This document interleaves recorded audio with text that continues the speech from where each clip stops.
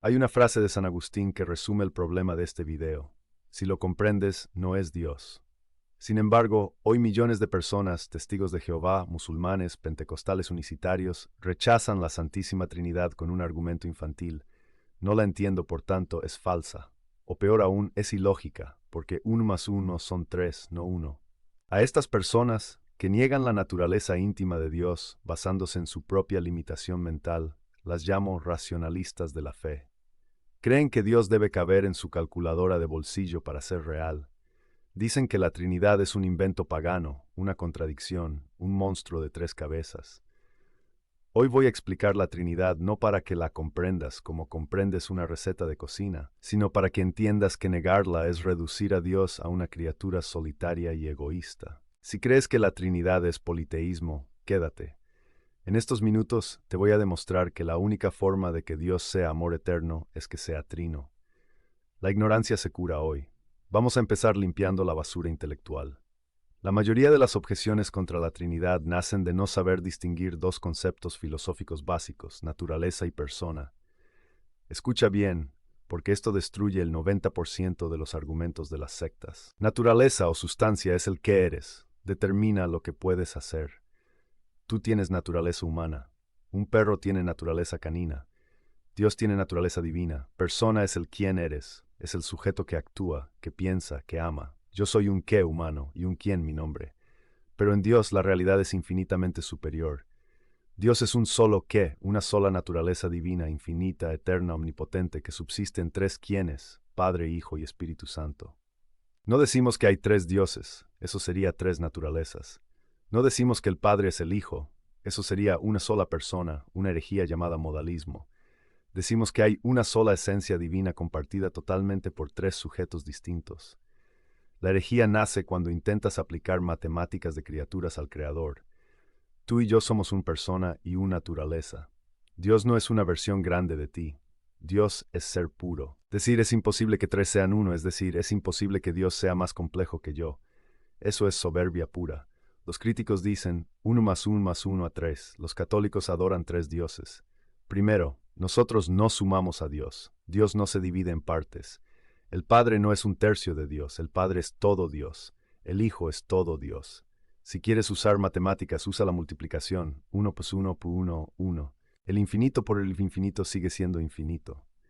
Analicemos el escudo de la Trinidad, un diagrama que la Iglesia usa desde hace siglos y que explica esto perfectamente. El Padre es Dios, el Hijo es Dios, el Espíritu Santo es Dios. Pero, y aquí están las distinciones, el Padre no es el Hijo no es el Espíritu Santo, el Padre no es el Espíritu Santo. Los unicitarios, solo Jesús, violan esto diciendo que Jesús es su propio Padre. Eso es esquizofrenia teológica. ¿A quién le oraba Jesús en el huerto? ¿A sí mismo? ¿Se estaba haciendo ventriloquía divina? Los testigos violan esto diciendo que el Hijo no es Dios, sino un arcángel. Eso es politeísmo. Adoran a un Dios grande y respetan a un Dios pequeño. Solo la doctrina católica mantiene el equilibrio perfecto, unidad de esencia, distinción de personas. Pero el Antiguo Testamento dice que Dios es uno, correcto. Deuteronomio 6:4. Escucha Israel, el Señor nuestro Dios, el Señor uno es. Aquí está el secreto que los rabinos modernos y los antitrinitarios no quieren que sepas. La palabra hebrea para uno utilizada ahí es echad. Echad significa unidad compuesta o unidad en pluralidad. Es la misma palabra usada en Génesis 2:24 cuando dice que el esposo y la esposa serán una sola, echad carne. Son 2 personas, una sola carne. Es la misma palabra usada cuando 2 tablas de madera se unen para formar un solo echad palo en Ezequiel 37. Si Dios quisiera decir que es una soledad absoluta, una singularidad numérica rígida, habría usado la palabra yachid, único solitario, pero nunca usa yachid para describir su esencia. Usa echad.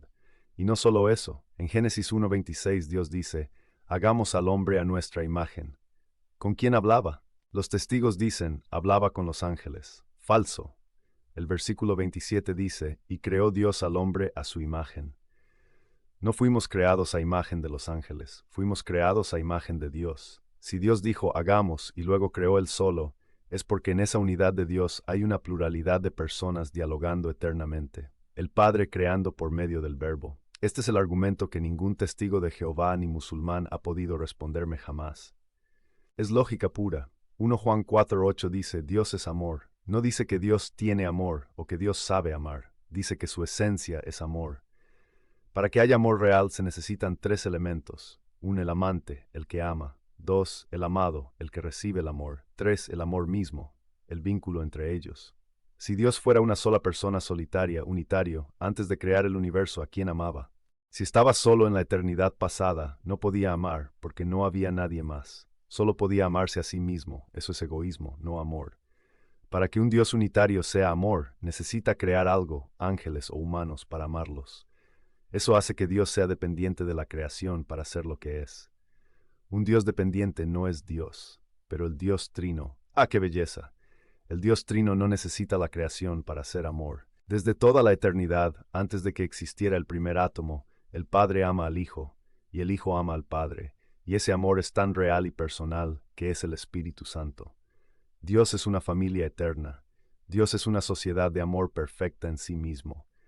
Por eso la Trinidad es la única concepción de Dios que sostiene bíblicamente que Dios es amor.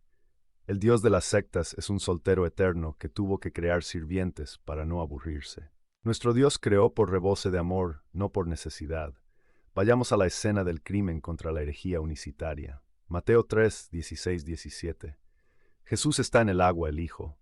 El cielo se abre y desciende el Espíritu como paloma, el Espíritu Santo. Se oye una voz desde el cielo, este es mi Hijo amado, Padre. Aquí están los tres, al mismo tiempo, en lugares distintos, realizando acciones distintas. El unicitario te dirá, eran tres manifestaciones, como un actor que cambia de máscara. Imposible, la escena es simultánea. No es que Jesús salió del agua, corrió al cielo para hablar como Padre, y luego bajó rápido como paloma. El Padre da testimonio del Hijo. El Hijo es ungido por el Espíritu. Si niegas la distinción real de personas aquí, conviertes el Evangelio en una obra de teatro donde Dios nos engaña haciéndonos creer que habla con alguien más. Y no olviden el mandato final en Mateo 28, 19, bautizándolos en el nombre singular del Padre y del Hijo y del Espíritu Santo.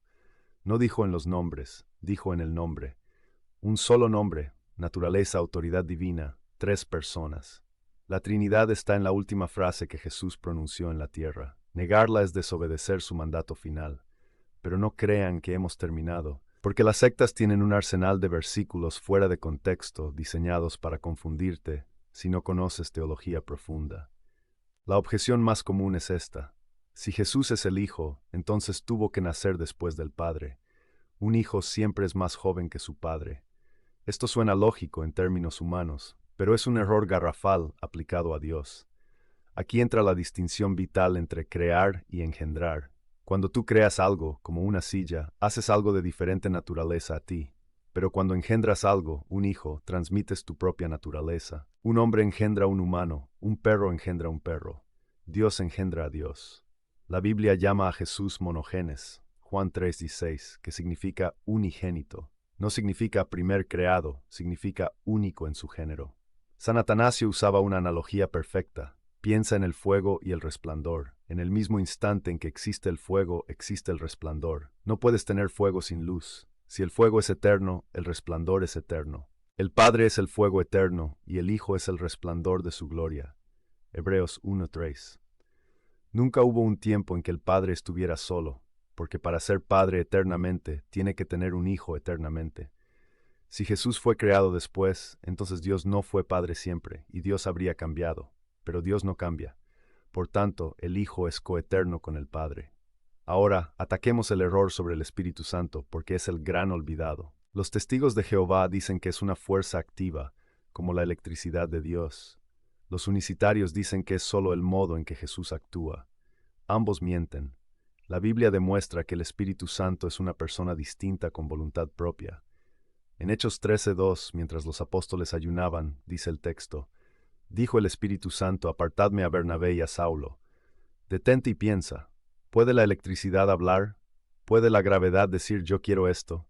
No, solo una persona usa el pronombre yo y toma decisiones. En Efesios 4:30, Pablo dice, no contristéis al Espíritu Santo. No puedes poner triste a una fuerza, no puedes ofender a una batería, solo puedes entristecer a alguien que te ama. El Espíritu Santo piensa, decide, habla, ama y se entristece. Es la tercera persona divina, no una energía cósmica. Negar su personalidad es negar la propia Biblia que dicen defender. Vamos a desmantelar también la trampa favorita de los testigos. Juan 14:28, donde Jesús dice, el Padre es mayor que yo. Te dirán, ¿ves? Si es mayor, no son iguales. Aquí es donde necesitas la clave de lectura que la Iglesia Católica definió en el Concilio de Calcedonia, la unión hipostática. Jesús es verdadero Dios y verdadero hombre. Tiene dos naturalezas. En cuanto a su divinidad, Él dice, yo y el Padre somos uno, Juan 10:30. Pero en cuanto a su humanidad, al asumir el rol de siervo y entrar en la historia, Él se subordina al Padre. Imagina al rey de España y a su general del ejército. Como seres humanos, son idénticos en dignidad, ninguno es más humano que el otro. Pero en cuanto al rango militar, el rey es mayor. Jesús, en su misión de redención, asume el rango de enviado. Mayor se refiere a función y rango, no a esencia biológica o divina. Si Jesús fuera una simple criatura, decir Dios es mayor que yo sería una obviedad ridícula. Que yo diga Dios es más grande que yo no es noticia. Que Jesús tenga que aclararlo implica que por naturaleza Él tenía derecho a ser igual a Dios. Filipenses 2:6, pero no se aferró a ello. Y quiero confrontar directamente a mis amigos solo Jesús, unicitarios, con un texto que destruye su teoría de que Jesús es el Padre disfrazado. Miren la cruz. Lucas 23:46. Jesús grita, Padre, en tus manos encomiendo mi espíritu. Si Jesús es el Padre, ¿a quién le está entregando su espíritu? ¿A sí mismo? ¿Está actuando? ¿Es una farsa? Y en Marcos 15:34 grita, Dios mío, ¿por qué me has abandonado? Si Él es la única persona en el cielo y la tierra, ese grito no tiene sentido.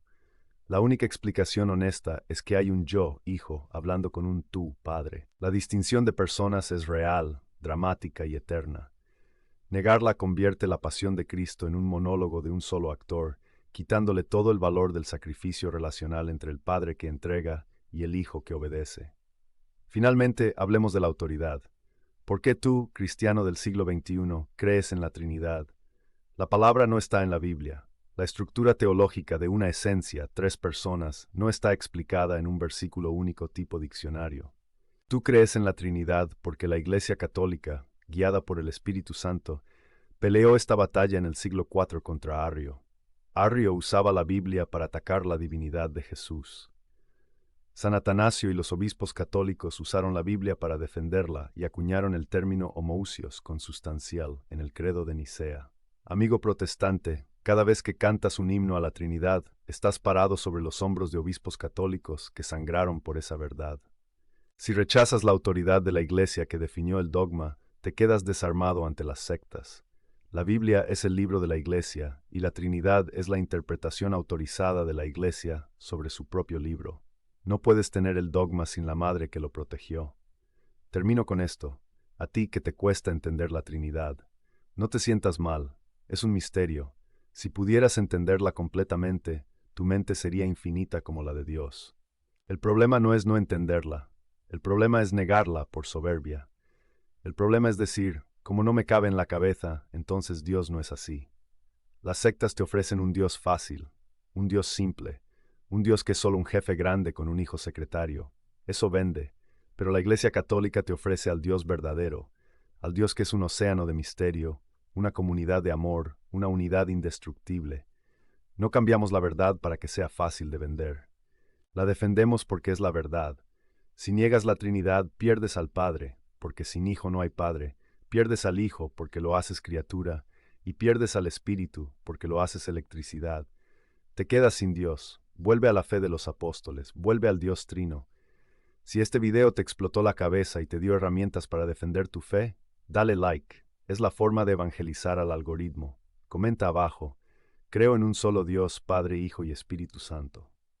Quiero ver ese ejército trinitario activo. Suscríbete.